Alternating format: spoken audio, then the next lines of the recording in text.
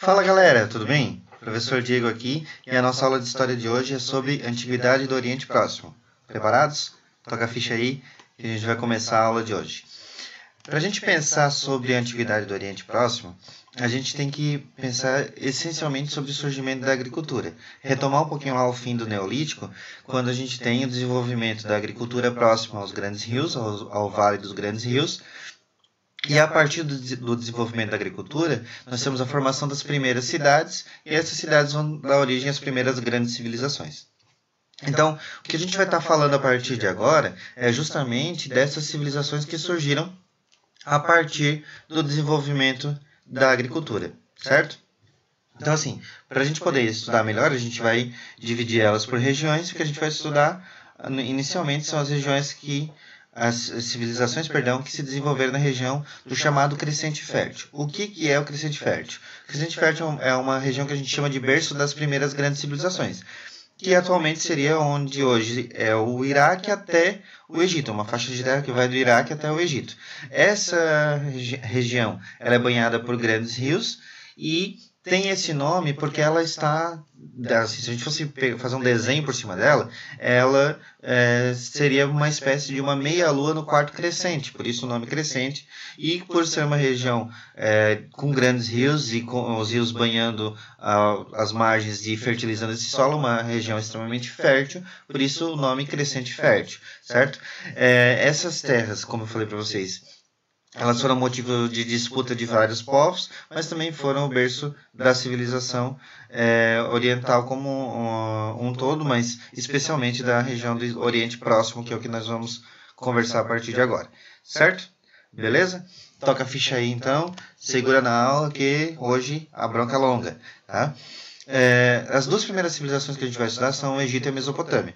Existem algumas características em comum a essas duas civilizações, então para a gente facilitar o entendimento, a gente vai primeiro ver o que é a característica em comum ao Egito e à Mesopotâmia, e depois a gente vai dividir essas duas civilizações para pensar um pouco as particularidades de cada uma delas. A primeira questão que é importante a gente ressaltar é que as duas civilizações, tanto o Egito quanto a Mesopotâmia, são civilizações de regadio. O que significa isso? São civilizações que aproveitam as cheias e as vazantes dos rios para praticar a agricultura. Os rios eles têm ciclo de cheia e vazante, esses rios especificamente, né? Então em determinados momentos do ano o rio enche e inunda as margens. Em determinados momentos a água baixa, isso faz com que o solo que foi inundado antes fique fertilizado e possibilite então o plantio naquele solo fertilizado pela cheia do rio. Então eles vão aproveitar essas águas, esse ciclo dessas águas para o desenvolvimento da agricultura. Posteriormente, essas civilizações elas vão também canalizar a água dos rios e levar a água dos rios para outras regiões para ampliar a área de cultivo. Por isso elas passam a ser chamadas também de civilizações hidráulicas, civilizações que controlam o ciclo das águas e utilizam do ciclo das águas para poder desenvolver a agricultura. Então elas são civilizações de regadio porque aproveitam as cheias e vazantes dos rios. E vão ser consideradas posteriormente civilizações hidráulicas porque vão desenvolver técnicas para ampliar a área de cultivo, levando a água do rio para algumas regiões onde não havia irrigação. E essas civilizações também são consideradas estados teocráticos. Por que estados teocráticos? Porque para essas civilizações o governante é uma figura que representa ou que encarna a divindade. Basicamente, a ideia é de que o líder ele é um deus ou um representante de Deus ou dos deuses, né? Levando em consideração que Egito e Mesopotâmia são politeístas, então a gente vai estar falando dos deuses. Mas a ideia de teocracia é uma ideia ainda presente nos dias de hoje. Existem vários países que ainda são teocráticos. A gente tem o caso do Irã, por exemplo. Quem manda no Irã não é o presidente, e sim o Ayatollah Supremo, que é o chefe da religião islâmica no Irã. A gente tem o exemplo do Vaticano. Né? Quem manda no Vaticano é um chefe religioso chamado Papa. O Vaticano é um país, é um estado, mesmo que fique dentro de uma outra cidade, né? Que fique dentro de Roma, mas ele é um estado configurado com território, com leis e regras próprias, e tem um chefe de estado que é o Papa, que é escolhido de forma religiosa e não de forma política, seja democrática ou monarquia, ou seja lá como for, mas não é uma escolha política, é uma escolha religiosa, né? O poder político está subordinado ao poder religioso. Então, em síntese, uma teocracia seria isso. Um Estado em que o poder político está subordinado ao poder religioso. Certo? Tranquilo daí? Outra questão em comum a esses povos é o desenvolvimento econômico a partir do que a gente chama de modo de produção asiático. Um jeito de produzir, um contexto de produção, certo? Ligado à produção em servidão, ou seja, as pessoas eram servas do Estado e o Estado era dono das terras. Quem controlava o Estado, então controlava as terras. Como a gente está falando aqui de um poder teocrático, então o rei, né, que era representante dos deuses, ou um deus encarnado, no caso do Egito, que acreditavam que o faraó era a encarnação do próprio Deus, nesse caso, do modo de produção asiático, né, o Estado era dono, portanto, o governante aqui controlava e decidia tudo aquilo que era feito com as terras. A população trabalhava como serva. Veja bem, servo não é escravo. Qual a diferença entre servo e escravo? O servo não pode ser comprado e vendido, não é considerado mercadoria. Ele é ligado à terra, porque toda a produção e todo o trabalho dele está vinculado à terra, mas ele não é escravo. Por que ele não é escravo? Porque ele não é mercadoria, não pode ser comprado e vendido. É totalmente diferente da lógica do escravo, que é tratado como mercadoria e, em alguns casos, inclusive, como animais, a mercadoria viva. E perde a sua liberdade de ir e vir, no sentido da possibilidade de compra e venda dele mesmo, certo? Outra questão importante é que essa servidão coletiva se dava através não só do trabalho, mas da obrigação de pagamento de vários impostos e também de serviço militar quando fosse necessário, né? Quando fosse convocado, os servos eram obrigados a servir ao exército. Diferente dos chefes militares que estavam em um outro patamar, mas era povão para ir morrer na frente na briga, né? E todos os recursos agrícolas eram recolhidos e administrados pelo Estado, ou seja, tudo que era produzido, o Estado recolhia e depois devolvia de acordo com a decisão do governante, né? Ou seja, ele redistribuía os recursos conforme aquilo que ele acreditava que era correto. Então, normalmente, as pessoas que menos trabalhavam e que tinham mais privilégios é que recebiam mais. E as que menos trabalhavam, mas que tinham... as que mais trabalhavam, mas que tinham menos privilégios, ficavam com quase nada. Os servos, na grande maioria das vezes, eram os que menos recebiam, certo? Agora a gente vai dividir para conquistar, né? Vamos pensar a Mesopotâmia isoladamente, né? Quais são as características centrais da Mesopotâmia e o que ela traz de legado cultural para nós, o que a gente aprendeu com os mesopotâmicos, que isso também é o mais importante a gente pensar em história, né? De que forma a gente chega hoje aqui nessa constituição atual, a forma como a sociedade se estabelece na atualidade, levando em consideração, né, as características das sociedades que nos deixaram um legado cultural. A Mesopotâmia, o nome Mesopotâmia, ele significa terra entre rios. Esse nome foi dado pelos gregos, que foram os primeiros a estudar o território da Mesopotâmia. Então esse nome está em grego. Meso, meio, potamos, pântanos, rios em grego. É um território, então uma terra que fica entre dois rios. Que rios? Os rios Tigre e Eufrates. Vocês acompanharem aqui, né? Os dois rios, certo? Esse território no interior dos dois rios, do Tigre e do Eufrates, aqui, tá? São então o território onde vai se desenvolver a civilização mesopotâmica.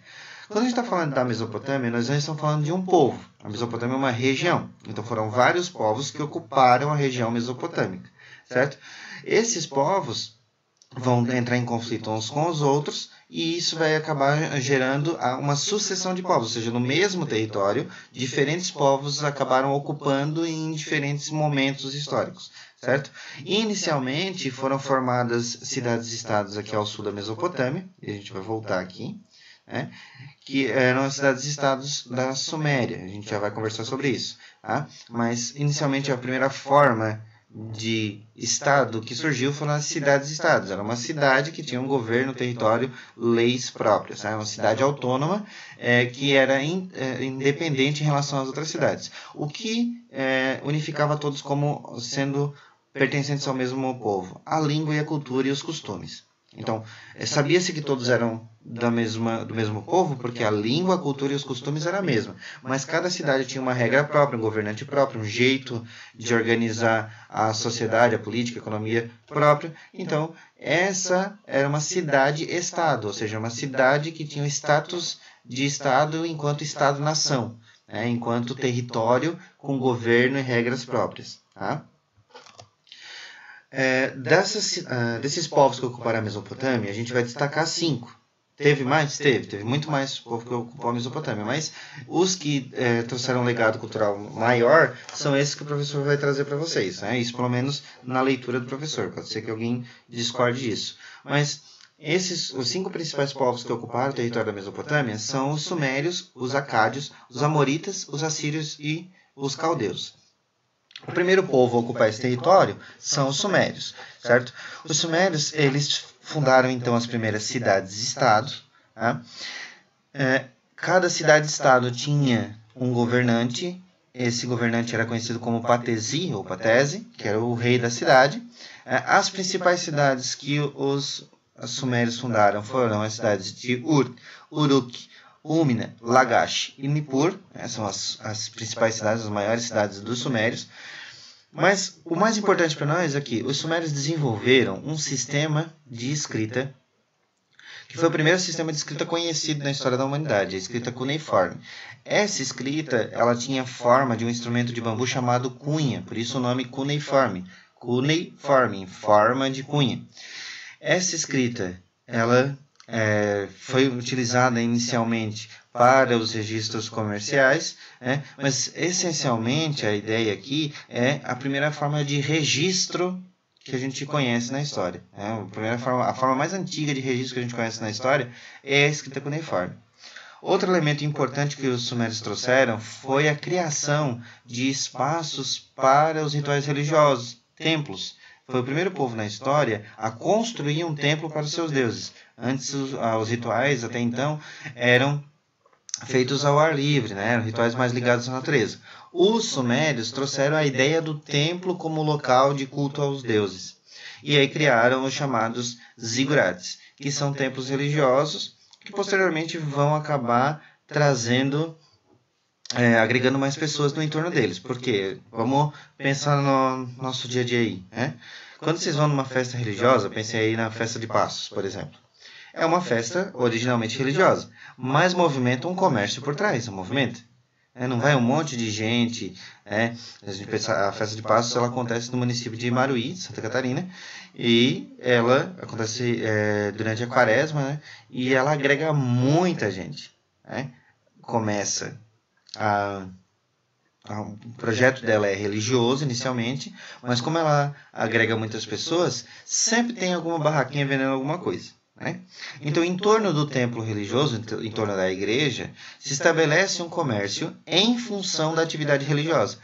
Tá, próximo, o que você está falando isso? O que isso tudo tem a ver com a Suméria? Muito simples. Em torno dos zigurates, do templo religioso, que aglomerava as pessoas, começaram a se desenvolver pontos de comércio fixo. Esses pontos de comércio fixo ampliaram a circulação de mercadorias naquela região. O zigurate também vai ser utilizado em muitas das cidades como local de armazenamento dos grãos. Então ele virou um grande armazém. Além de ser um templo religioso, ele virou um grande armazém. E outra coisa importante é que, se a gente levar em consideração que o poder é teocrático, o poder político está subordinado à religião, aonde que os chefes políticos vão tomar as decisões mais importantes? No zigurate. Então, o Conselho de Guerra, o Tribunal Judiciário, que vai ser atribuído também à figura do Patese, do rei, tudo vai se concentrar no zigurate.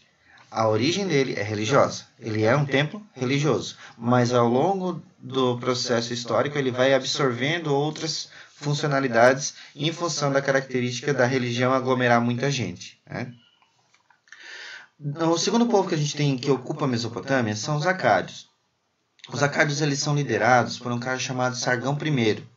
O Sargão I ele vai ocupar o território dos sumerianos. Então ele vai ocupar a Suméria e não vai fundar cidades novas. Ele vai apenas incorporar as cidades da Suméria ao Império da Acádia. O Império da Acádia vai ser então o primeiro império unificado da Mesopotâmia, da região da Mesopotâmia. Então, a grande característica dos acádios é trazer então essa centralização política. As diferentes cidades e estados sumerianas se transformaram em cidades do Império Acadiano. O terceiro povo que a gente tem são os amoritas. Os amoritas, dentre eles, a gente tem a liderança de um cara chamado Hammurabi. Sob a liderança do Hammurabi, a cidade da Babilônia, que fica bem no centro da Mesopotâmia, teve o seu primeiro império, né? A primeira fase imperial da Babilônia, que a gente chama de Primeiro Império Babilônico. Durante esse período, a Babilônia conquistou vários povos vizinhos, dentre esses povos que a gente já citou também, mas a grande contribuição dos babilônicos nessa primeira fase foi o Código de Hammurabi, um conjunto de leis que era baseado num princípio antigo chamado princípio de Talião. Nesse princípio, chamado princípio de Talião, a ideia era que as punições fossem feitas de acordo com o crime cometido. O princípio de Talião é aquele ditado famoso que a gente conhece, olho por olho, dente por dente. Né? Se você fez alguma coisa, você vai ser punido com a mesma coisa. Aí muita gente diz assim, professor, mas parece ser justo, né? É mais ou menos, não é bem assim. Tem um trecho do Código de Hammurabi que diz o seguinte, se um construtor construir uma casa e ela for mal feita e porventura essa casa cair e matar o dono, o construtor será morto. Ou seja, ele provocou a morte do dono da casa, portanto, ele vai ser morto. Mas o parágrafo seguinte dessa mesma lei diz o seguinte, e se um construtor constrói uma casa, ela for mal feita, cair e matar o filho do dono, o filho do construtor será morto.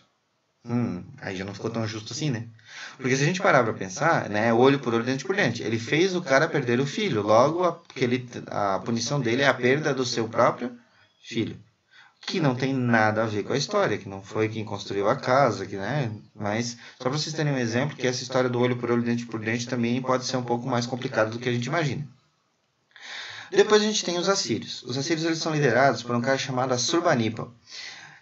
As principais cidades que eles vão fundar são a cidade de Assúria, a cidade de Nínive. Nínive, inclusive, é a cidade mais citada nos textos bíblicos, é uma cidade de um povo extremamente violento, que são os assírios. A característica central dos assírios é a violência. Além de eles dominarem a metalurgia, além de eles introduzirem também a domesticação do cavalo, eles ficaram mais conhecidos pela forma violenta com a qual eles tratavam os inimigos. Eles torturavam e isso era prazeroso para eles. Eles se reuniam em praça pública para ver as torturas. A mais comum delas é o escalpelamento. Como é que se faz o escalpelamento? Eu vou pegar aqui uma caneta para fingir que é uma faquinha, tá, gente? Para vocês não riem de mim, por favor. Então, fazia-se um corte no entorno da cabeça e a pele era puxada e arrancada com as mãos até a pessoa não aguentar mais de dor. Normalmente, o que acontece? Quando a gente tem muita dor, o nosso corpo tem um mecanismo de defesa, que é o desmaio. Daí, se a gente sente dor demais e não consegue suportar, a gente apaga. E o que eles faziam para garantir que a pessoa continuasse sentindo? Deixavam ao lado um caldeirão com água ou óleo fervendo. Quando a pessoa desmaiava, jogava água ou óleo fervendo e aquilo acordava para que continuasse o processo de tortura com uma pessoa acordada. Então isso já demonstra um pouco da crueldade desse povo. Isso divertia a população, eles paravam para assistir esse tipo de coisa. Por último, a gente tem os caldeus. Os caldeus liderados por um cara chamado Nabucodonosor. E ocuparam o mesmo território dos amoritas. Os caldeus formam o que a gente chama de Segundo Império Babilônico, sob a liderança do Nabucodonosor I e do Nabucodonosor II. Quais são as características centrais e os legados que eles nos trouxeram de importante? A primeira questão é as conquistas territoriais que expandiram o território da Babilônia e, por sua vez, disseminaram a cultura da Mesopotâmia, especialmente a construção dos zigurates e a escrita cuneiforme. Tá, professor, mas isso não é da Suméria? Sim, mas os babilônios invadiram o território da Suméria e incorporaram parte da cultura de todos eles. E a outra questão é a construção dos famosos jardins suspensos da Babilônia, que é um mistério ainda para a história e para outras ciências que buscam desvendar esse mistério, E como eu disse para vocês, é um mistério. A gente não sabe necessariamente como que eles foram construídos. Mas reza a lenda que na Babilônia haviam jardins que, vistos de longe, pareciam estar flutuando pelos muros. Tem algumas teorias que dizem que, possivelmente, esses jardins eles eram feitos com a técnica da hidroponia. Plantava-se em água, sem a terra. E com o movimento da água, ela se assimilava à ideia de que eles estavam flutuando. Não sei se isso é verdade ou não, é uma possibilidade de explicar esses jardins suspensos. Outra questão importante é o desenvolvimento econômico estava diretamente ligado à agricultura. Tem comércio e tem artesanato também, mas tudo isso girava em torno da agricultura. Como a gente já falou antes, todo mundo trabalhava no regime de servidão coletiva, então as pessoas que produziam na agricultura eram servos. A terra era considerada a propriedade dos deuses, mas quem é que era a ligação dos seres humanos com os deuses? Os sacerdotes, os políticos e o imperador, que por sua vez era político e sacerdote, né? Ele era considerado intermediário, né, entre os deuses e os homens, ou entre os homens e os deuses. Então, quem é que administrava as terras? Os sacerdotes, os políticos e o imperador, o rei, quem estivesse no comando. Dependendo da cidade, recebia um nomezinho diferente. No aspecto religioso, é muito interessante a gente pensar isso na Mesopotâmia, porque na questão religiosa, os mesopotâmicos eles eram politeístas e os deuses tinham uma vinculação com os fenômenos naturais, mas bem diferente do que a gente tem hoje de contexto religioso, bem diferente do cristianismo, por exemplo, se a gente fosse fazer uma comparação, né, que toda a ideia da vida aqui é uma busca por uma vida melhor, em outro plano, em um outro momento, a vida após a morte. Os mesopotâmicos não acreditavam nisso, eles não acreditavam na existência da vida após a morte. Então, todos os rituais religiosos não era para buscar uma vida boa depois. O ritual religioso era para que se tivesse recompensa na terra, recompensa terrena, porque para eles morreu, acabou. Então, a ideia dos rituais religiosos está vinculado com a vida na terra e não com uma vida depois da morte. No aspecto cultural, a gente vai ter a identificação do movimento dos planetas, a gente vai ter também previsão de vários eclipses. Eles vão conseguir diferenciar os planetas e as estrelas, entender que as estrelas são corpos celestes que têm luz própria, os planetas não têm. Esse é o conhecimento de astronomia. E a gente está falando de uma civilização que se desenvolve por volta de 5.000 anos antes de Cristo, né? Claro que a gente vai ter uma sucessão de povos, mas se a gente levar em consideração o período médio de ocupação desde a Suméria até os caldeus, a gente tem essa data de 5.000 a.C.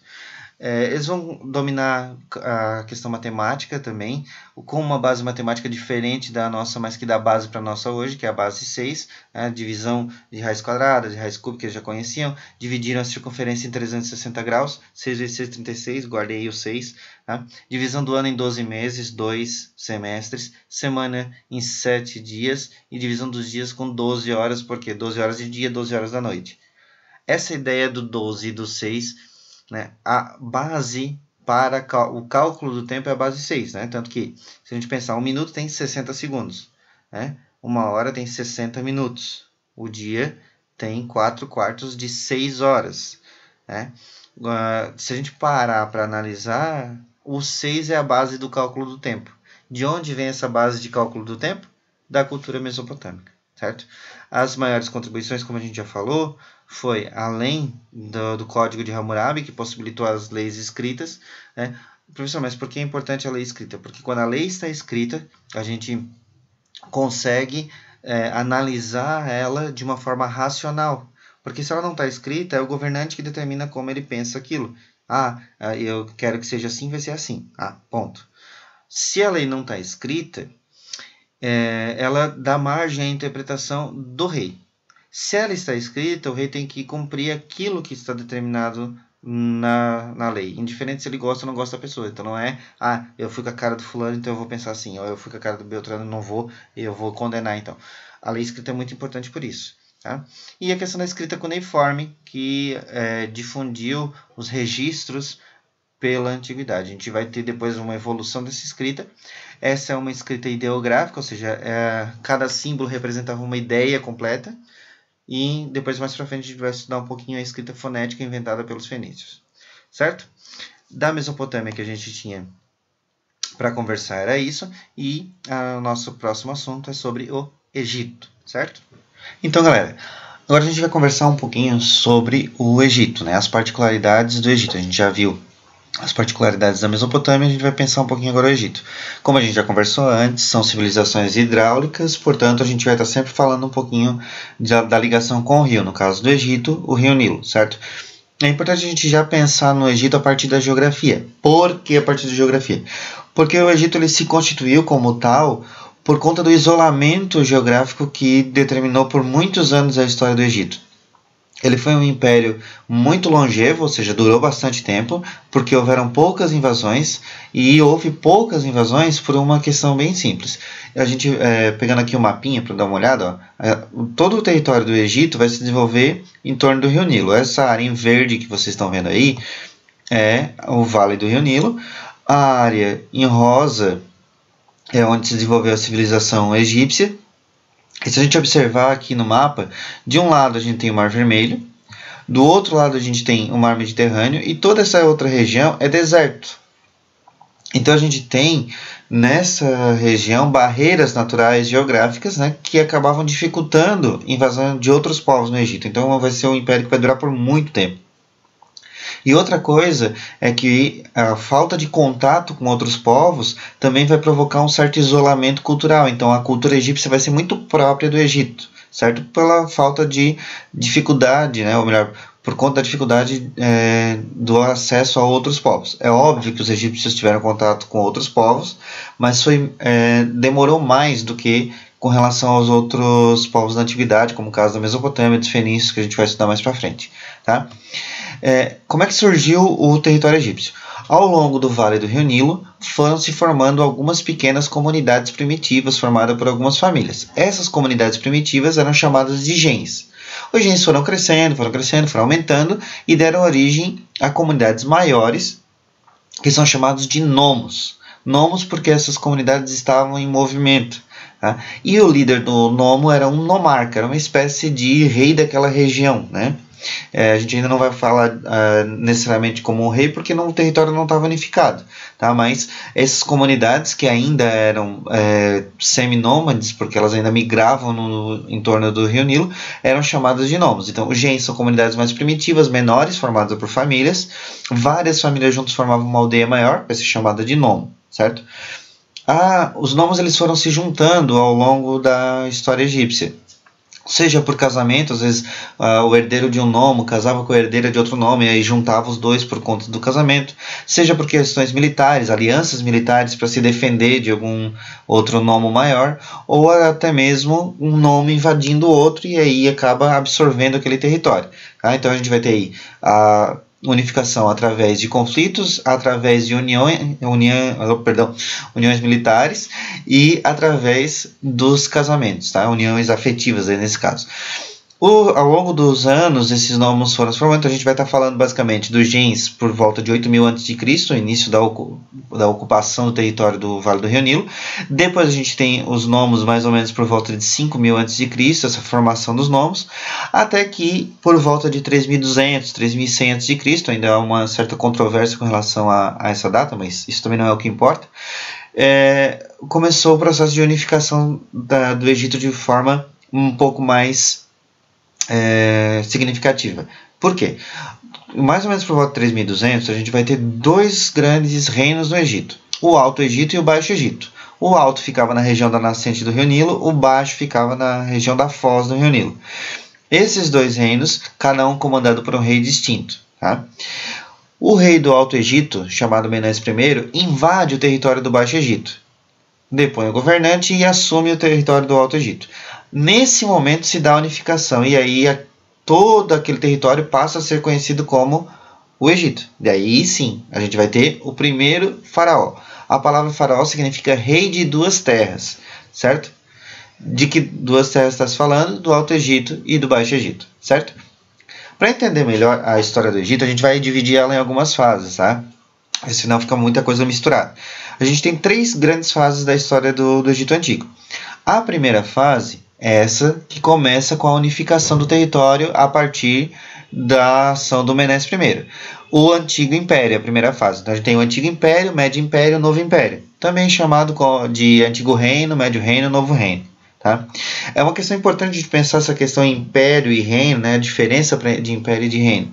O reino ele tem um território específico, um território fixo, específico, seu de um povo. O império é quando esse território ele vai dominar um outro povo e impor um governo sobre outro povo. Então é aí que a gente tem a constituição de um império. Os egípcios, eles não conquistaram um povo em outro território, mas se levar em consideração a escravização do povo hebreu, conflitos com os Hicsos, conflito com o Império de Mitanni, por exemplo, daí a gente vai acabar classificando os egípcios também como um império. Tá?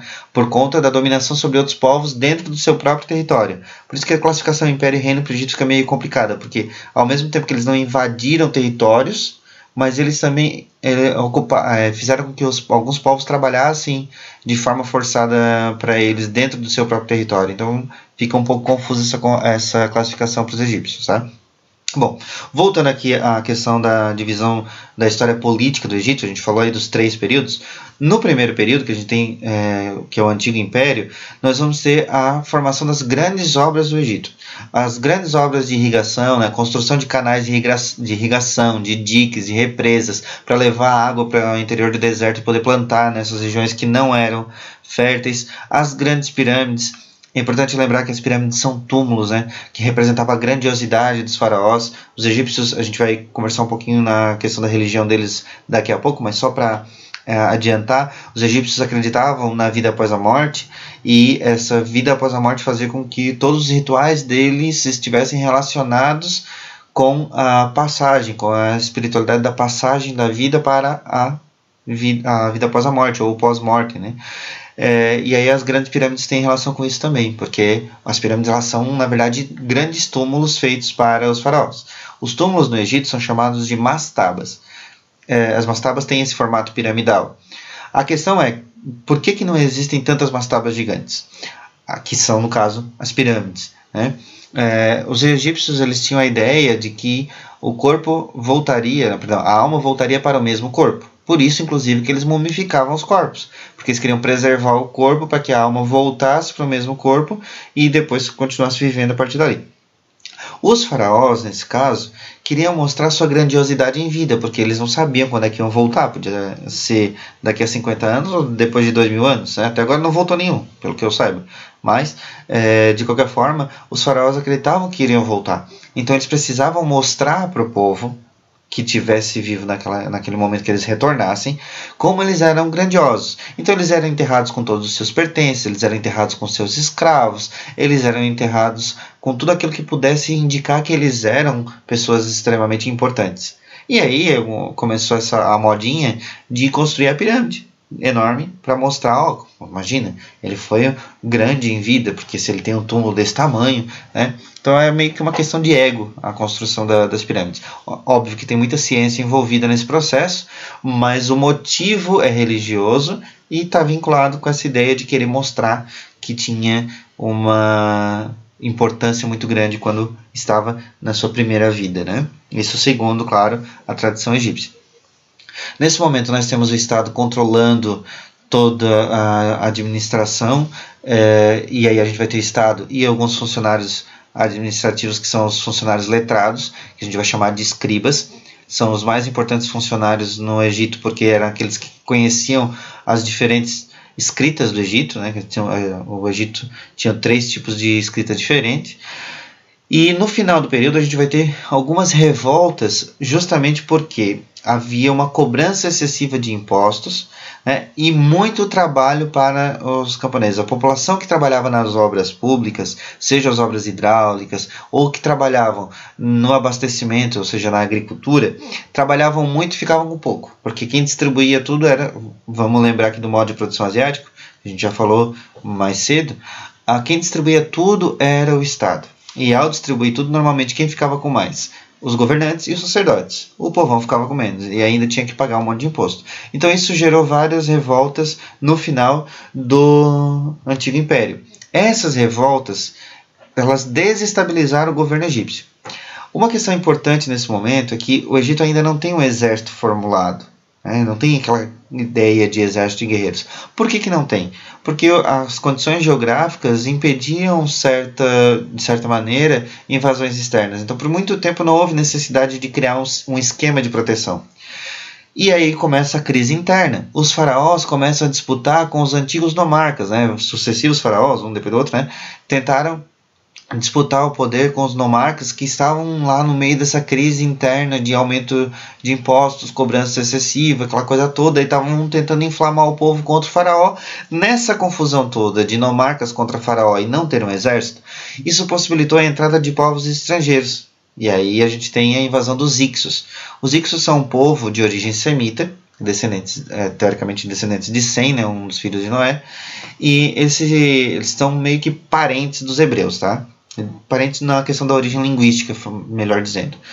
Esses caras invadem o território do Egito e permitem a entrada dos hebreus. Então, vamos até já situar isso, porque a gente fala bastante da questão da fuga lá dos hebreus do Egito. Os hebreus, eles não foram pegos, os egípcios não foram lá invadir o território dos hebreus, pegaram eles e trouxeram.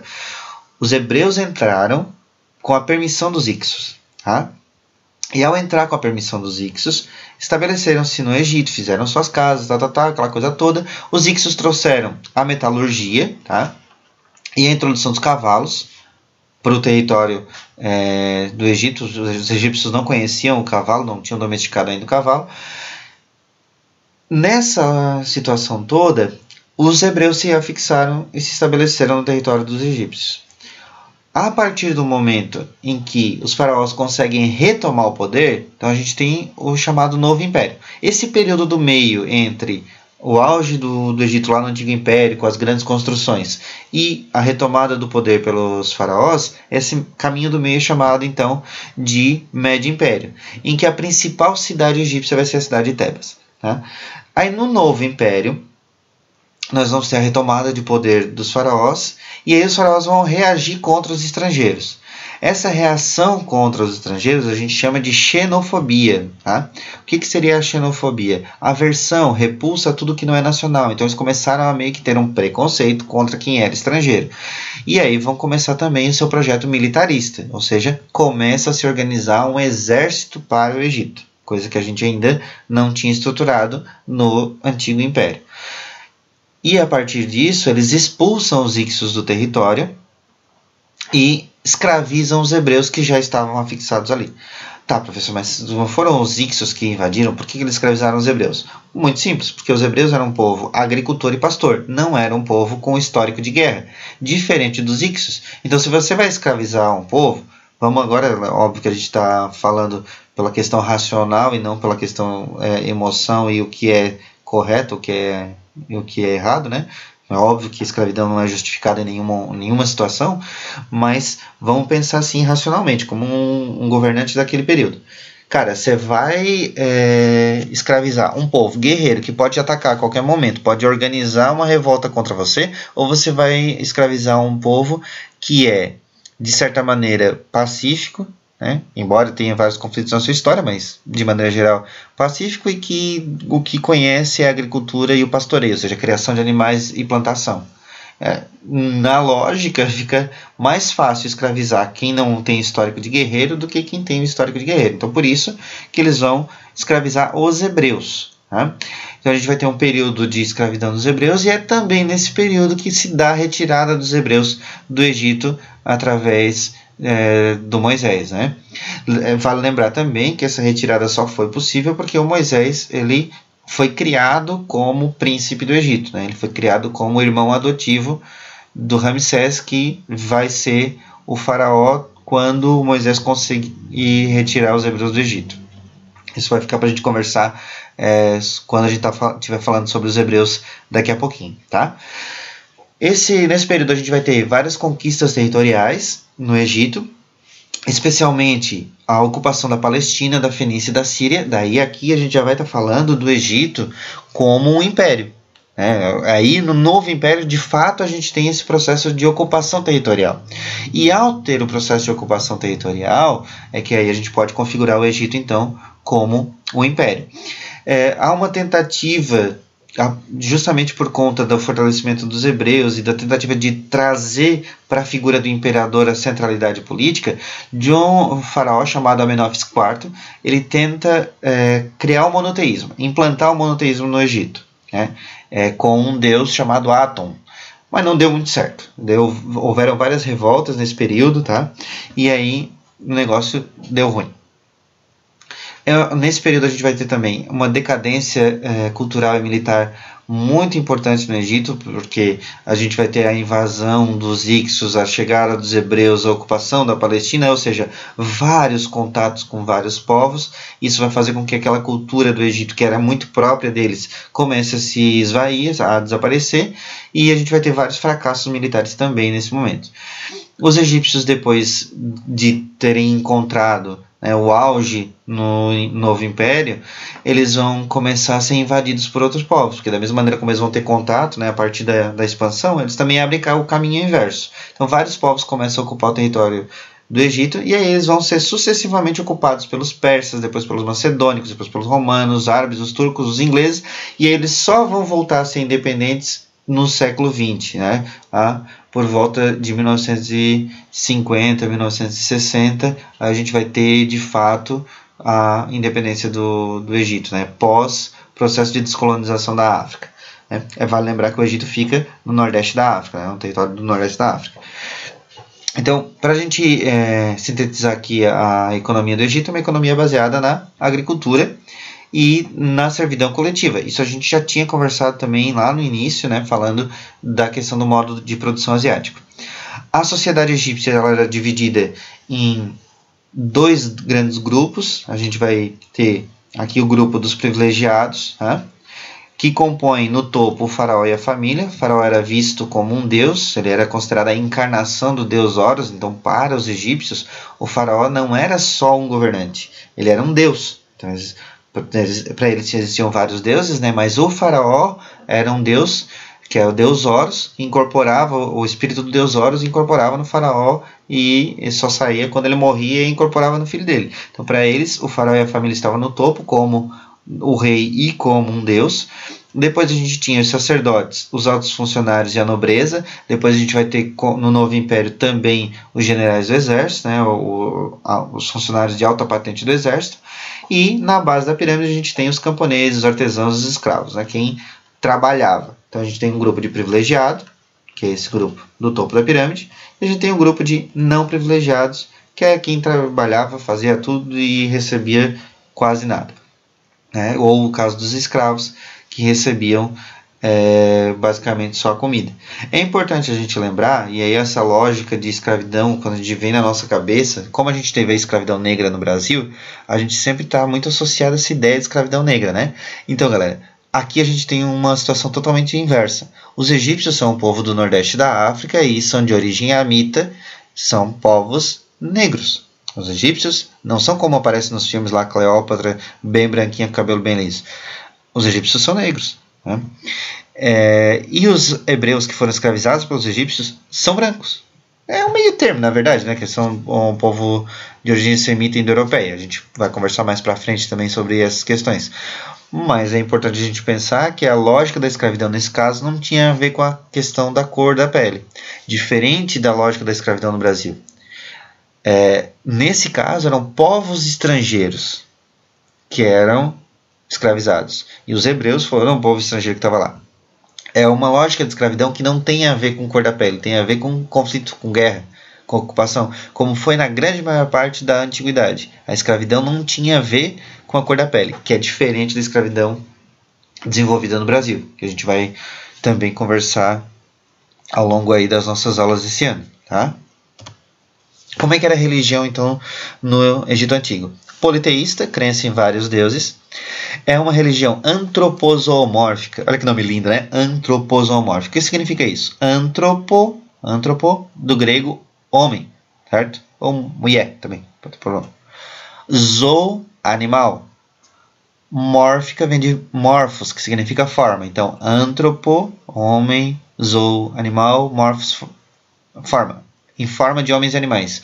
Os deuses tinham o formato, ou eram representados com corpo humano e cabeça de animal, certo? Então os deuses egípcios eles eram uma mistura entre os seres humanos e animais, então havia uma mistura, E eles cultuavam vários animais sagrados, entre eles a vaca, o touro, o gato, o crocodilo. O principal deus era Mon-Ra, que era o deus do sol, e a principal crença egípcia é a crença na vida após a morte. Lembrando que eles acreditavam que a alma voltava para o mesmo corpo. E ao retornar para o mesmo corpo, esse corpo precisava ser preservado. Por isso eles criaram as técnicas de mumificação. Tá? Dentro da questão cultural, por exemplo, os egípcios tinham vários conhecimentos de medicina, porque eles estudavam a anatomia humana, estudavam o corpo humano para poder fazer o processo de mumificação, conheciam o funcionamento dos órgãos, com exceção do funcionamento do cérebro e do coração. Eles entendiam o coração como uma bomba, mas eles acreditavam que toda a vida era gerada através do coração e não sabiam a funcionalidade do cérebro. Tanto que no processo de mumificação, o órgão que era jogado fora era o cérebro. Era retirado, era jogado fora. Porque eles não tinham também a noção de que era o cérebro que comandava todo o resto do corpo.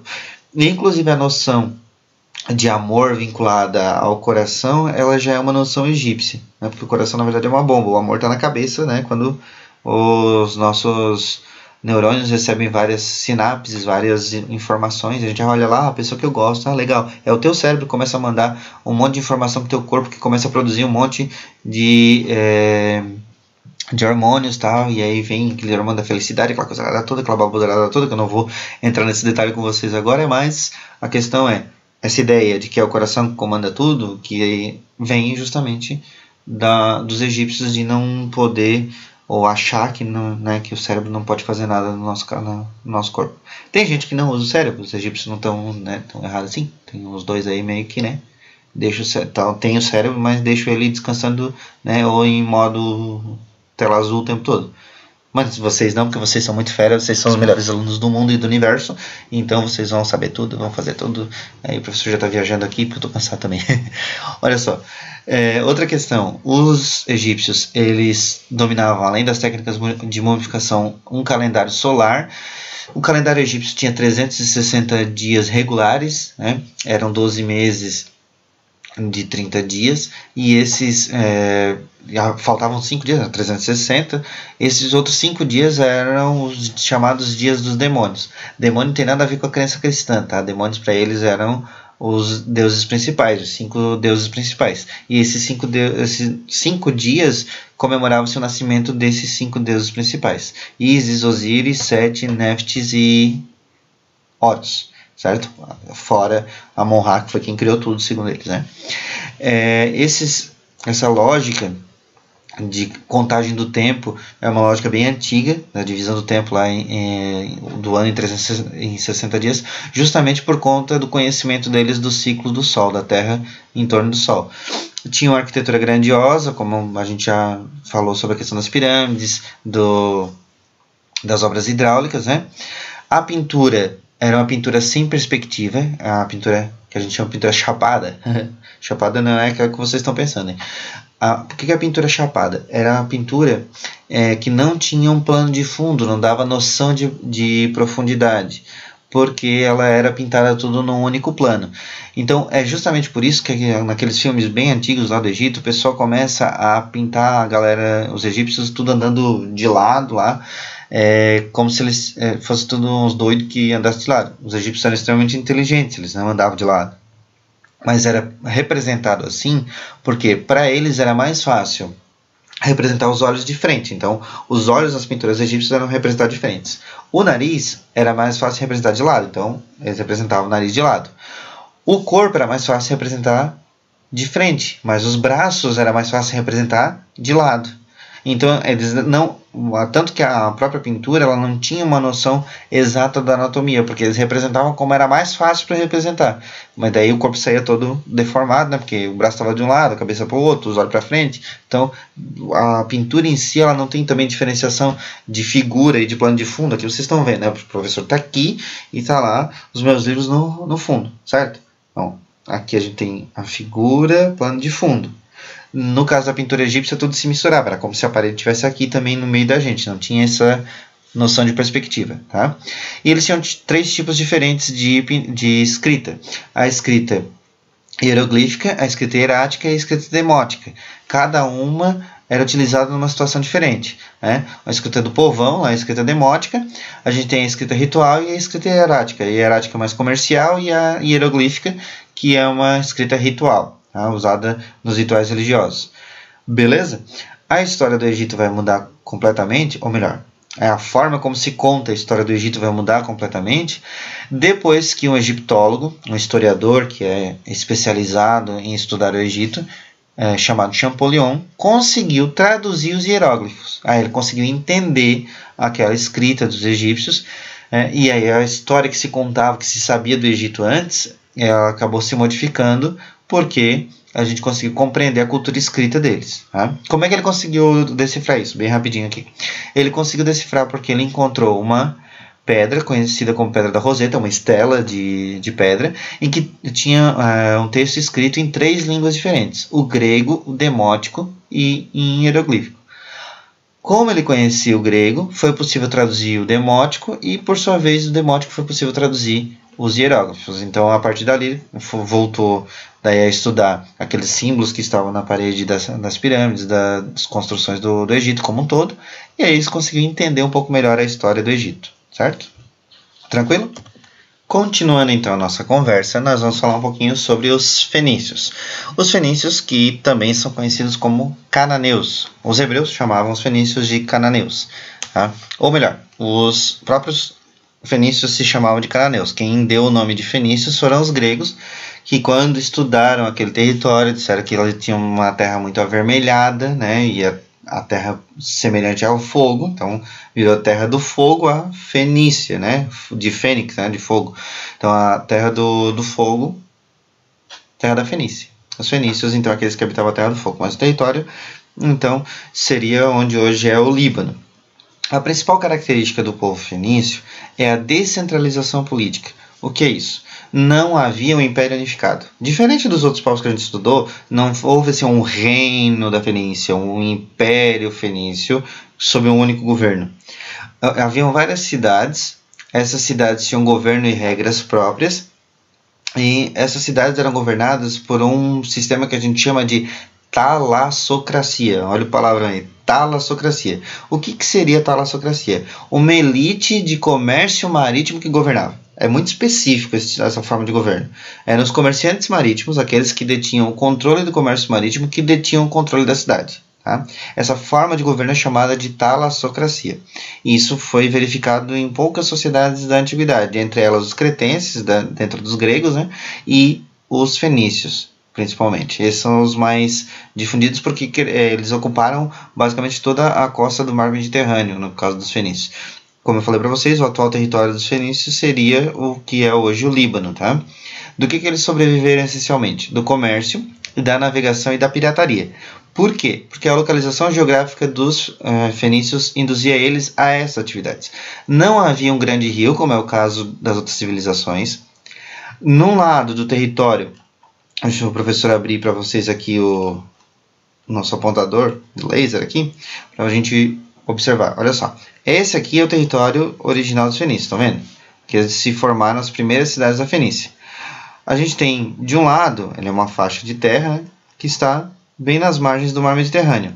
Aqui a gente teria uma cadeia de montanhas, o que dificultava também a agricultura. Então, para os fenícios era muito difícil desenvolver agricultura em larga escala, como o caso do Egito e da Mesopotâmia. Não é que não tinha agricultura, mas é que não tinha em larga escala, não era uma produção enorme.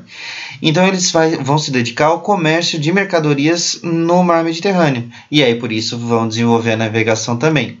Inclusive os fenícios vão distinguir a navegação de guerra e a navegação comercial, porque eles vão desenvolver navios específicos para a guerra, marinha de guerra, e vão desenvolver uma marinha mercante. Os navios de guerra vão ser mais finos, com mais remos, para ser um pouco mais velozes, e os navios mercantes vão ser mais largos e a mercadoria vai ser utilizada como lastro, né? Como peso de fundo para o navio não virar. Então a própria mercadoria se transformava em lastro no caso do navio comercial. Eles vão criar essas técnicas diferentes, vão desenvolver as técnicas de navegação. Ainda não é em alto mar, tá? Então ainda não são as grandes navegações transoceânicas, né? Mas a gente vai ter aí um dos primeiros povos a criar técnicas de navegação de longa distância. De longa distância, mas não navegação transoceânica ainda, tá? Vão fundar então várias colônias ao longo do mar Mediterrâneo. Então a gente vai ter aqui colônias na Itália, colônias na Grécia, aqui na Península Ibérica, onde fica Portugal e Espanha. Aqui a gente tem norte e nordeste da África. Então a gente vai ter várias cidades desenvolvidas pelos fenícios, elas foram colonizadas e o processo de desenvolvimento dessa cidade se deu a partir da cultura fenícia. Tá? A gente vai ter, dentre as principais cidades, a cidade de Cartago, que fica onde hoje seria a Tunísia, a cidade de Cádiz e Málaga, que seria onde hoje é a Espanha, e a cidade de Palermo, que é na Itália hoje. O maior legado cultural dos fenícios para nós é o alfabeto. Os fenícios inventaram essa forma de escrita que, ao invés de escrever ideias, como era o caso dos hieroglifos, os hieróglifos no Egito, da escrita cuneiforme na Mesopotâmia, os fenícios, foram os primeiros a desenvolver uma forma de escrita em que, ao invés de escrever ideias, escrevia sons. Por quê? Como eles comercializavam com muitos povos de línguas diferentes, era muito difícil para eles ter que aprender as formas de escrita de vários povos distintos, porque a escrita ideográfica ela é muito mais complicada. Então, ao invés disso, eles criaram um sistema, que era o alfabeto, para poder comercializar e fazer os registros comerciais e facilitar a comunicação com os outros povos. Então, eles acabavam ensinando o alfabeto para os outros povos, porque daí isso facilitava os registros comerciais. Esse foi o maior legado deles. Inicialmente, o alfabeto ele tinha apenas 22 letras, que eram 22 consoantes. Eu acho que isso talvez as professoras de língua portuguesa de vocês possam explicar melhor, mas só para a gente entender, consoantes são aquelas letras que só têm som quando elas estão junto com outras, por isso são consoantes, né? Ela só soa com, diferente das vogais que têm som sozinho. As vogais são inventadas pelos gregos. Então, na escrita alfabética fenícia, os sons só tinham sentidos quando estavam combinados uns com os outros. Então haviam apenas 22 letras que eram 22 consoantes, certo? Isso foi copiado depois pelos gregos, os gregos introduziram as vogais, os romanos copiaram dos gregos esse alfabeto com consoantes e vogais, criaram o alfabeto latino e nós utilizamos até hoje o alfabeto latino que é originário dos romanos, mas primeiro a gente teve o processo de invenção pelos fenícios, os gregos copiaram e adaptaram com as vogais e os romanos copiaram dos gregos. Tá? Falando agora um pouquinho sobre um outro povo que também se desenvolveu nesse contexto, a gente tem os persas. Os persas eles vão se desenvolver no planalto do Irã, onde hoje seria o Irã. Eles são a junção de dois grandes povos, os medos e os próprios persas. O Império da Pérsia se dá basicamente a partir do povo dos medos. Tá? Está escrito medo ali, a gente não tem acento mesmo, a gente vai falar o nome correto do povo que é medos. Tá? Esse povo, os medos, eles vão dominar os persas por cerca de 1500 anos. Do ano 2000 até o ano de 2000 a.C., até o ano de 559 a.C., as tribos persas estavam sob o domínio do Reino da Média, certo? Isso se inverte a partir de um governante chamado Ciro. O Ciro ele vai conseguir unificar todas as tribos persas. Isso não vai estar relacionado necessariamente com disputas militares. Basicamente é uma sucessão para o presidente. Ele acaba casando com a neta, na verdade, do herdeiro do Império da Média. Então, quando todo mundo morre, ele acaba virando o sucessor do Império da Média, só porque ele era de origem persa e acaba então ocupando o trono da Média, e aí ele transforma o Império da Média no Império da Pérsia, porque ele é persa. Ele vai unificar todas as tribos dos persas e vai começar então um novo império, que é o Império Persa. Vai ser o maior império da antiguidade. O Ciro e depois o sucessor dele, o Cambises, que era um dos generais dele, isso também é interessante porque não vai ser o filho do Ciro que vai continuar o império. Vão ser os generais, conforme um vai saindo, os generais vão assumindo o posto. Né? Só vai mudar isso depois com o Dario I. O Ciro e o Cambises vão começar o processo de conquista territorial, vão invadir vários territórios e vão expandir o império da Pérsia. Mas o mais importante imperador da Pérsia vai ser o Dario I. Por que ele vai ser o mais importante? Porque a partir dele a gente vai ter o auge do Império Persa. Ele vai ficar grande, vai ser considerado o maior império da Antiguidade Oriental, comparável territorialmente ao Império Romano, que é um pouco posterior. Né? Mas a questão interessante é que a ideia de divisão de um império, divisão administrativa, começa com Dario I. Ele cria um sistema chamado satrapias. Ele divide o império em várias satrapias. Alguns textos trazem como satrápias, também não tem problema. Tá? E aí cada uma das satrapias ou satrápias vai ser governada por um sátrapa. Ele vai nomear um governante para cada região do império. Então ele já divide, né, se subdivide o império em algumas regiões. Não contente com isso, ele também vai desenvolver uma rede de estradas e um sistema de comunicação entre as satrapias. Então ele vai basicamente criar um império internacional ligado por estradas. E nessas estradas vai desenvolver também um sistema de correio. Um sistema de correio extremamente eficiente, diga-se de passagem. Sendo que os persas não tinham uma cultura letrada, então era tudo na fala. Né? Criaram vários postos de correios, vamos botar entre aspas, né? Vários postos de comunicações ao longo das estradas, e as mensagens eram passadas tipo telefone sem fio. Você verá, o cara era treinado para lembrar toda a mensagem, passava para o outro e passava para o outro, assim ele conseguia unificar todo o império no sistema de comunicação. Ele conseguia fazer com que as mensagens e as orientações chegassem a todas as partes do império. Cria também um primeiro sistema de moeda internacional. Esse sistema de moeda internacional vai ser chamado de dárico, ou seja, toda a região do Império Persa vai ser, nesse caso, vai usar a mesma moeda, que é o dárico. Né? E também, além disso, ele vai ampliar ainda um pouquinho mais a expansão territorial. Depois dele, a gente vai ter a decadência do Império. Por que a gente vai ter a decadência do Império? Porque eles vão resolver invadir a Grécia. Ao invadir a Grécia, o Dario I tenta fazer isso, não consegue, daí o filho dele assume no lugar, ele tenta fazer também, e aí a gente tem a decadência do Império. Eles vão invadir o território grego, vão conseguir ocupar a cidade de Esparta, e não sei se vocês lembram daquele filme lá, o 300 de Esparta, conta a história lá dos persas ocupando a cidade de Esparta. Depois eles vão tentar invadir Atenas e aí vai dar ruim, os atenienses vão conseguir derrotar eles, e a partir dali começam várias revoltas contra o Império Persa e ele é dissolvido. Tá?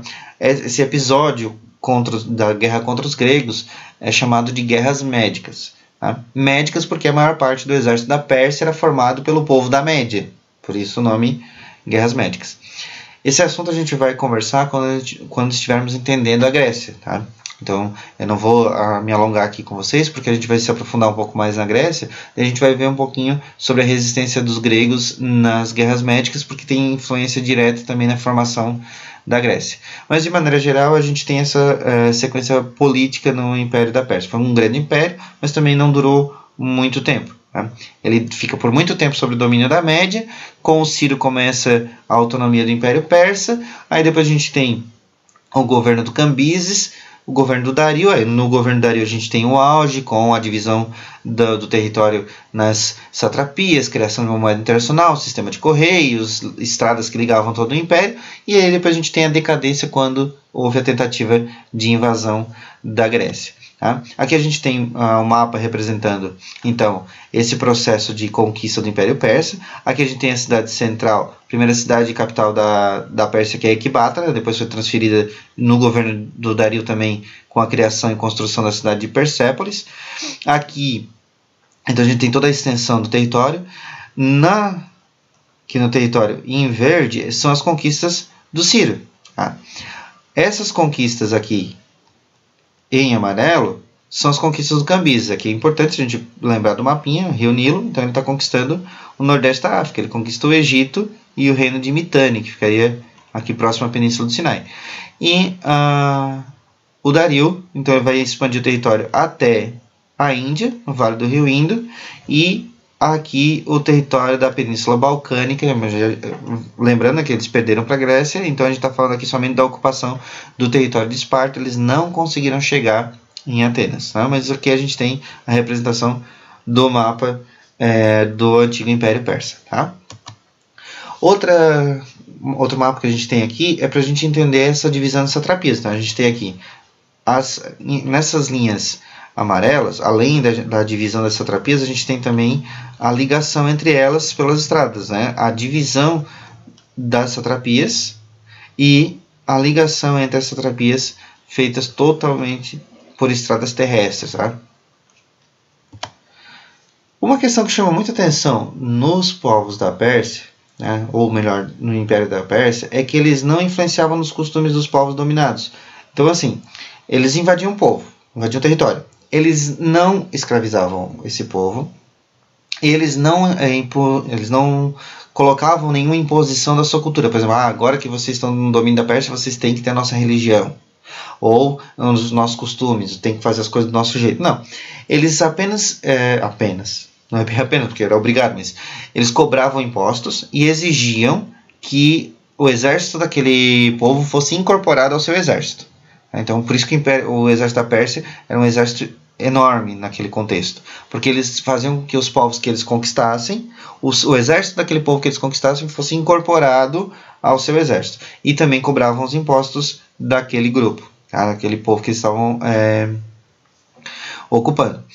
E justamente por isso que os persas vão acabar também libertando vários escravos ao longo do processo de ocupação territorial. Os persas, por exemplo, vão ocupar o território da Síria e o território da Babilônia, e vão libertar os hebreus, por exemplo, do cativeiro da Babilônia. Então, os hebreus vão ser um dos povos mais ferrados da história. Eles vão ser presos na Babilônia, eles vão ser presos no Egito. Mas quem liberta os persas, por exemplo, da Babilônia, os hebreus da Babilônia, são os persas. O sírio vai lá, invade a Babilônia e abole a escravidão lá. Isso é uma característica muito interessante do povo persa. A economia era baseada na agricultura, né? Mas essencialmente nesse processo de conquista. Eles conseguiam, o Estado da Pérsia, né, o Império, sobrevivia dessas conquistas porque também recebia os impostos desse vasto território que tinha sido ocupado. O povo trabalhava também naquela mesma lógica de servidão coletiva, então quem trabalhava na agricultura trabalhava como servo do Estado. E o que chama muita atenção para a gente é o aspecto religioso. Os persas foram um povo dualista, ou seja, eles acreditavam em dois deuses. Já está diferente um pouquinho dos outros povos que a gente estudou, né? Porque tanto a Mesopotâmia, quanto o Egito, quanto a Fenícia era politeísta, acreditava em vários deuses. Os persas já são um pouco diferentes, eles acreditam em dois. O Ahura Mazda, né, também conhecido como Hormuz Mazda, e o Ahriman. Segundo eles, deuses gêmeos, que representavam o bem e o mal. Então essa ideia de dualidade, de bem e mal, anjos e demônios, céu e inferno, surgiu com os persas. É isso aí mesmo, galera, que o professor está dizendo. Os persas, eles que inventaram essa ideia de céu e inferno, de anjos e demônios. Muito antes dos textos bíblicos serem escritos, já haviam registros no Império Persa de justamente essa ideia de céu e inferno, baseada numa doutrina religiosa chamada zoroastrismo, né? Um sábio chamado Zoroastro, também em algumas traduções chamado de Zaratustra, escreveu um livro, o livro chamado Zen de Avesta, ou Avesta, em que tem toda a doutrina da religião persa, e especificamente essa ideia de bem e mal, da existência de seres contrários. A única diferença para o judaísmo e para o cristianismo é que na cultura persa, a representação do mal não é uma criação do bem. Como assim, professor? Porque para os persas, os deuses são dois, um do bem e um do mal. O do bem criou todas as coisas, o do mal criou tudo aquilo que é anti essas coisas. Então, se o do bem criou a luz, o do mal criou as trevas, e por assim vai. Então, são dois deuses. No caso do judaísmo e do cristianismo, né, a figura do mal é representada por alguém que foi criado pelo Deus do bem, né, entre aspas, né, e aí que se revoltou contra ele, né? Os persas colocam os dois como divindades, tá? Essa é a diferença central. Mas é interessante porque o zoroastrismo influenciou significativamente o judaísmo, né? E a gente vai lembrar que eles tiveram esse contato também já no momento em que os persas vão libertar os hebreus do cativeiro da Babilônia. Falando então em Hebreus, para a gente encerrar esse conteúdo sobre as sociedades do Oriente Próximo, né, as principais sociedades do Oriente Próximo, a gente vai falar um pouquinho então sobre os Hebreus. Os Hebreus são um povo que hoje seria o território de Israel ou da Palestina. Complicadíssima essa questão de Israel e Palestina atualmente, né, porque Israel é o território do povo judeu, Palestina é o território do povo árabe que se estabeleceu na mesma região lá. Ali a gente tem bastante confusão. Então já foi Palestina, já foi Israel, atualmente é Israel. Então a gente Eu não vou entrar nesse detalhe com vocês agora, mas a gente ainda vai mais adiante, quando a gente estiver avançando aí na história, a gente vai conversar um pouquinho sobre esses conflitos Israel-Palestina. Mas é importante a gente pensar que nesse caso a gente tem um povo também que está vinculado com a agricultura, tá? Vai se desenvolver no Vale do Rio Jordão, e a principal fonte de estudo desse povo, o principal registro histórico desse povo que a gente tem, são os 5 primeiros livros da Bíblia. Esses 5 primeiros livros são chamados de Pentateuco, para os cristãos, ou, no caso dos judeus, é chamado de Torá, é o livro sagrado dos judeus, que é composto pelos 5 primeiros livros da Bíblia, ou para os cristãos, o Pentateuco, que são esses 5 primeiros livros. Tá? Então, basicamente, a gente tem a fonte de informação que a gente tem desse povo, são os textos bíblicos. Tá? E aí a gente vai ter que fazer bem a distinção entre o que é história e o que a gente não consegue comprovar cientificamente, o que é possível analisar pela história e o que não é possível analisar pela história, que aí você vai ter que acreditar ou não, que é um campo da fé, não tem a ver com ciência, né? Que é o que a gente tenta fazer em história. A gente, para entender a história dos hebreus, a gente divide a história deles em 3 períodos. O período dos patriarcas, o período dos juízes e o período da monarquia. Então a gente primeiro vai ver o período dos patriarcas. O período dos patriarcas ele vai iniciar com um cara chamado Abraão. Reza a lenda que Abraão, aí essa parte é narrativa religiosa. Abraão recebeu uma revelação divina de que só existia um único Deus. Abraão ele morava na cidade de Ur, que fica na Mesopotâmia, tá? Na Suméria, na região da Suméria. Então ele morava lá, recebeu uma revelação de que só existia um único Deus. Ele conseguiu provar que ele era fiel a Deus. Aí tem aquela historinha lá de que ele ia sacrificar o Isaac, tal, que é o filho dele. E aí o anjo tirou o Isaac na hora, disse que agora não é, Deus já viu que tu é fiel, aquela coisa toda que não é o que vem ao caso, mas o importante é que com esse cara começa o culto a uma única divindade e os seguidores do Abraão se unem em torno dele e começa o povo hebreu a partir daí. A formação do povo hebreu está justamente nessa formação da religião também. Então a história dos hebreus se confunde com a história da religião judaica, tá? Do judaísmo.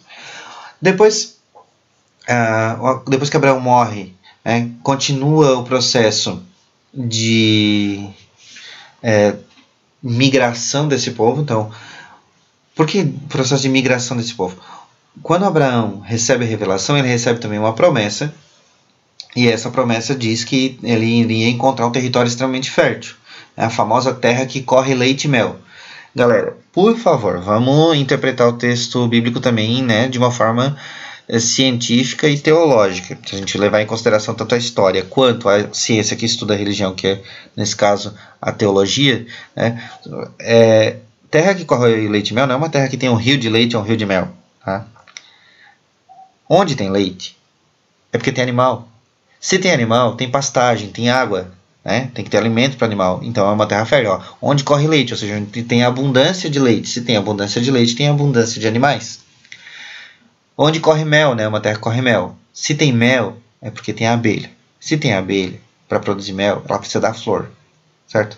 E árvores que têm flores, na sua grande maioria, dão frutos. Então, é uma região frutífera e uma região com muitos animais, então é uma região fértil. Uma terra que corre leite e mel, metaforicamente falando, se refere a uma terra muito fértil. Então, houve a promessa da terra fértil. Abraão segue, então, em direção a essa terra fértil, que seria Canaã, que por sua vez era um território já ocupado pelos cananeus, que eram os fenícios, que a gente já conversou, né? E aí ele começa esse processo de migração. Só que ele fica uma porrada de anos, né, migrando pelo deserto, ele não chega a lugar nenhum, então fica dando volta. O GPS do Abraão estava quebrado, ele deu voltas vários anos no deserto, não conseguiu chegar, o filho dele continua esse processo, Isaac, e o filho de Isaac, Jacó, continua na mesma linha. Jacó gostava do esporte, teve 12 filhos, e esses 12 filhos se dispersaram pelo território e formaram, então, as chamadas 12 tribos de Israel, 12 grupos distintos. Vale lembrar que esse 12 é um número simbólico, tá? Dentro da lógica judaico-cristã, existe uma numerologia simbólica, existem números que representam a perfeição. Tá? Por exemplo, o 3 que representa a trindade, né? O Pai, o Filho e o Espírito Santo, mais o 4 que representa os 4 elementos da natureza, terra, fogo, água e ar. 4 mais 3 dá 7. Quantos são os dias mesmo que foi criado o mundo? 7. 3 vezes 4 dá 12. 12 são os apóstolos, né? 12 são as estrelas na coroa da mulher do Apocalipse. 12 são as tribos de Israel, né? Tem um trecho bíblico, se não me falha a memória, no Apocalipse, dizendo que somente 144 mil serão salvos. 12 vezes 12 dá 144. Né? Então toda a lógica narrativa judaico-cristã com relação a números está vinculada a essa numerologia, né? A simbologias em torno dos números. Então 12 não é necessariamente que existiam só 12 tribos, tá? Mas aqui 12 seria a totalidade, representa um número grande, né? Representa a grandiosidade de pessoas, uma grande população, é isso que representa o número 12, por isso as 12 tribos. Nesse contexto das 12 tribos é que se dá a migração para o Egito. Ao momento em que a terra de Canaã não dá tanto fruto assim, era propaganda enganosa, não deu para plantar muito, estava bem complicado, estiagem, né? Muita seca, o rio estava com um nível muito baixo, e aí acabaram migrando para o Egito, porque era uma terra muito fértil lá no Egito. E aí que é interessante, que é no momento que os Hicsos estão governando o Egito, é que os hebreus entram. Os hebreus entram por conta própria, eles não são capturados, eles entram por conta própria. Tá? Depois a gente vai ter a retirada dos hebreus do Egito com Moisés. E aí retorna a ideia do período dos patriarcas. É quase como uma pausa, né? No momento que eles entram no Egito, eles têm aquele período de escravidão, e aí a gente não tem uma liderança forte, até que surge uma outra liderança, que é o Moisés, que também surge num contexto, se a gente pensar na questão da narrativa religiosa, surge na promessa de libertação do povo do Egito. E aí ele tenta reconduzir o povo hebreu a Canaã. Moisés também não chega a Canaã, né? Quem continua o legado é um outro patriarca chamado Josué. Tá? Quando Josué se instala na região da Palestina, hoje então a cidade de Jericó, os grupos começam a se dispersar ao longo do território de Canaã e cada comunidade começa a formar uma liderança própria. E aí, quando essas comunidades estão afixadas novamente no território da Palestina, Israel, Canaã, né, começam a surgir líderes políticos de cada região. Esses líderes políticos, que eram líderes, além de serem líderes religiosos, eram essencialmente líderes militares e políticos que tentavam proteger o território contra a invasão dos filisteus e dos cananeus, né, que já estavam lá antes. Eles vão ser chamados de juízes.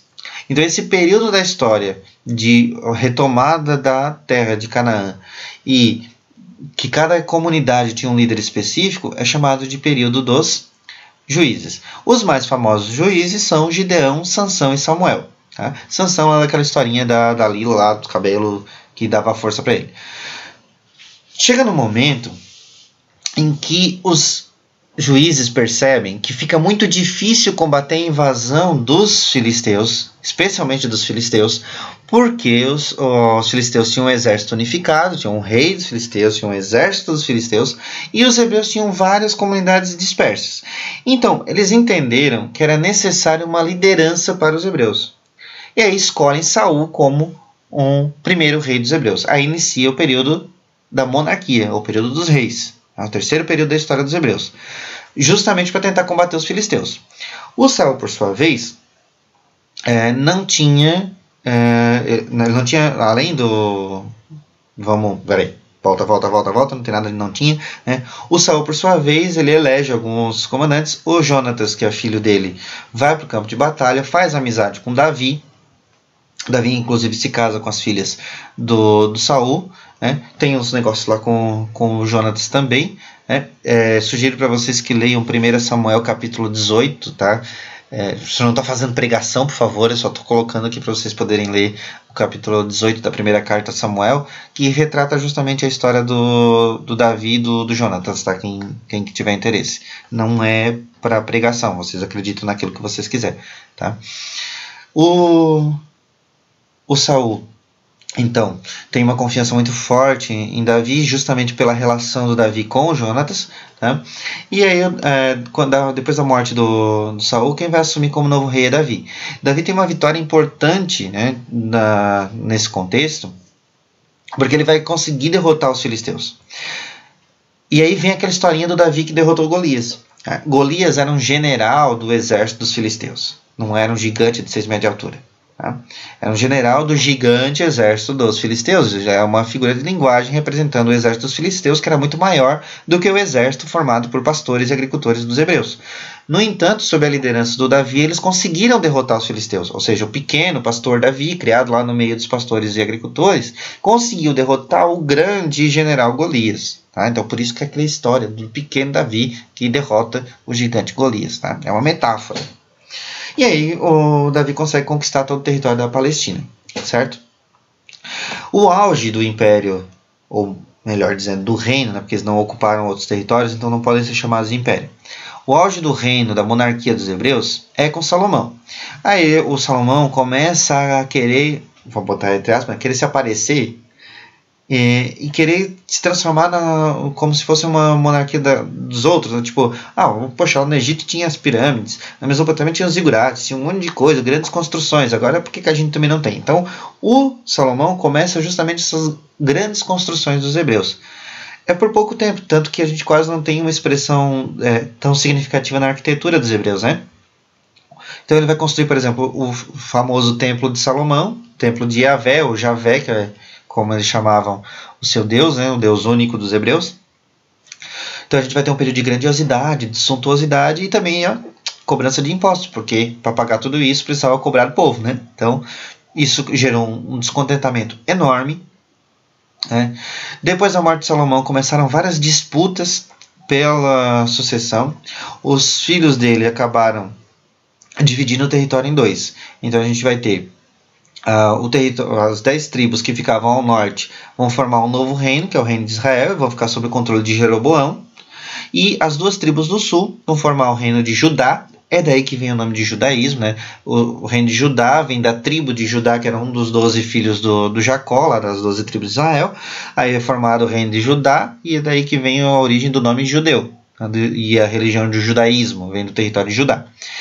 O reino do norte, então, o reino de Israel, e o reino de Judá no sul, sob a liderança do Roboão. Isso acabou enfraquecendo o território dos hebreus e o governo dos hebreus, né? Aqui a gente tem um mapinha novamente, né? Tá vendo? O reino de Israel, certo? E o reino de Judá. O reino de Israel era controlado, a capital era Samaria. E o reino de Judá, a capital era Jerusalém. É daí justamente que vem aquelas intrigas lá do não sei o que, do Samaritano. Samaritano era da região da Samaria. Esses reinos acabaram meio que se estranhando por um tempo, né? Então, a Samaria e Jerusalém, as 2 grandes cidades de cada um dos reinos, acabavam se estranhando. E é por isso que aquelas narrativas que acontecem em Jerusalém falam mal dos samaritanos, tá? Mas não essa é uma questão mais religiosa do que propriamente histórica, tá? Os hebreus, por conta dessa divisão do território, eles vão se enfraquecer politicamente, vão enfraquecer militarmente falando, vão perder aquela organização de exército unificado e vão ser conquistados sucessivamente por outros povos. O território do reino de Israel vai ser conquistado pelos assírios e o território de Judá vai ser conquistado pelos babilônicos. Os assírios vão... Quando eles vão chegar lá no território de Israel, o reino de Israel, o povo que habitava lá, os hebreus que habitavam lá, vão fugir, vão se dispersar. No caso da Babilônia, que vai invadir Judá, eles vão pegar o povo que está em Judá e vão levar para a Babilônia para trabalhar como escravos forçados. E aí esse período é chamado de cativeiro da Babilônia. Quem é que liberta? Volta lá para os persas, o Ciro. Quando o Ciro invade a Babilônia, ele liberta então os hebreus. A gente tem na primeira ocupação dos assírios, a gente tem a primeira diáspora, a primeira dispersão do povo hebreu, tá? Depois, no ano 70 depois de Cristo, a gente tem a segunda diáspora, que é quando os romanos invadem o território. Daí a gente volta ali, né? O Ciro conseguiu libertar os hebreus da Babilônia, eles retornam para Judá e depois a gente vai ter a invasão dos romanos, né? O domínio romano ele acontece já um pouco antes, mas a dispersão, quando eles começam a pegar mais pesado com o povo hebreu, acontece no ano de 70 depois de Cristo, aí os hebreus se dispersam pelo mundo de novo. Né? Qual é o maior legado dos hebreus para a gente? O maior legado dos hebreus é o monoteísmo, ou seja, a crença em um único Deus. Então, e a crença em um único Deus com o monoteísmo que a gente chama de monoteísmo ético, porque não era só uma regra religiosa, era uma regra moral. As regras da religião hebraica, que é o judaísmo, são regras morais. Elas determinam como você deve viver. É diferente do Egito, da Mesopotâmia, dos persas, que as regras eram para a vida religiosa. Os hebreus não, né? Você pega, por exemplo, os 10 mandamentos lá com Moisés. Eram orientações para a vida terrena, né? Não pode fazer isso, não pode fazer aquilo, não pode fazer aquilo. Era uma organização ética social. Então a gente chama isso de monoteísmo ético, porque interferia na vida pública e privada também, né? Para a gente sintetizar tudo que a gente já falou. Não vou, óbvio, né? Não vou falar tudo de novo, mas para a gente poder sintetizar o conteúdo, o que vocês têm que lembrar de cada uma das coisas? O Crescente Fértil, região onde se desenvolveu toda a civilização, são civilizações ligadas à agricultura, é ali que surgem os primeiros governos centrais e teocráticos, são centralizados na figura de um único governante e baseados na religiosidade, né? A religião é mais importante que a política nesse caso, e construção das obras hidráulicas. Tá? Quais são as principais civilizações do Crescente Fértil? Em torno do rio Nilo, o Egito; em torno do rio Tigre e do rio Eufrates, a Mesopotâmia. O Egito era governado por faraós no sistema teocrático, em que o faraó era considerado a encarnação de um deus, escrita hieroglífica, principal escrita dos egípcios, economia também vinculada à agricultura, ou seja, vinculada ao rio Nilo. Então o Egito era um presente, uma dádiva do Nilo, ou seja, ele só foi possível porque havia a irrigação das águas do Nilo. E na arquitetura a gente tem as pirâmides e na medicina a mumificação de cadáveres, que está vinculada à crença na vida após a morte. Na Mesopotâmia a gente tem várias sociedades diferentes que dominaram a região, entre eles os sumérios, que desenvolveram as cidades-estados e a escrita cuneiforme. A gente tem os amoritas, que vão desenvolver o primeiro Império Babilônico, daí a gente tem lá o Código de Hammurabi. Os assírios, né, que vão ser um povo extremamente violento, né, e vão conseguir controlar uma população em larga escala, então vão conseguir ocupar territórios. Os caldeus, que vão formar o segundo Império Babilônico, daí a gente falou lá dos jardins suspensos, e essencialmente vão deixar para nós a escrita, uma forma de escrita chamada escrita cuneiforme, e na arquitetura a construção dos primeiros templos religiosos que a gente tem notícia, conhecimento em astronomia e a questão do surgimento da lei escrita com o Código de Hammurabi. Os persas, então, se originaram no Planalto do Irã, bastante extensão territorial, né? Vamos lembrar que o maior império da antiguidade oriental, respeitava as culturas locais, criou estradas, criou uma moeda única, dividiu o território e colocou um governo em cada território. Normalmente o governo já era local, tá? Os hebreus tiveram origem então na Palestina, no reino de Israel, Canaã, né? Daí a nomenclatura não é o que importa tanto agora, mas aquela região em torno do Vale do Rio Jordão. O sistema político era baseado na religião, que era monoteísta, crença em um único Deus. Eram divididos inicialmente em várias tribos, depois se unificaram com o rei Saul. E depois da morte de Salomão, houve a divisão do território. Isso enfraqueceu, possibilitou as invasões externas. Tá? E aí a gente tem a conquista pelos babilônicos e pelos assírios. Os fenícios, então, ocuparam o território do Líbano, são organizados em várias cidades-estados e têm uma economia baseada no comércio marítimo. O maior legado deles para nós é a criação do alfabeto, certo? Vamos respirar um pouquinho. Acho que vocês conseguiram, espero que tenham conseguido, né, acompanhar aí o professor. Qualquer dúvida, entre em contato, por favor, tá? Não fiquem na dúvida, entre em contato. Bora estudar e vamos nessa. Espero que vocês tenham conseguido acompanhar. Até a próxima. Fui. Boa aula aí para vocês, boa atividade, tá? E até mais.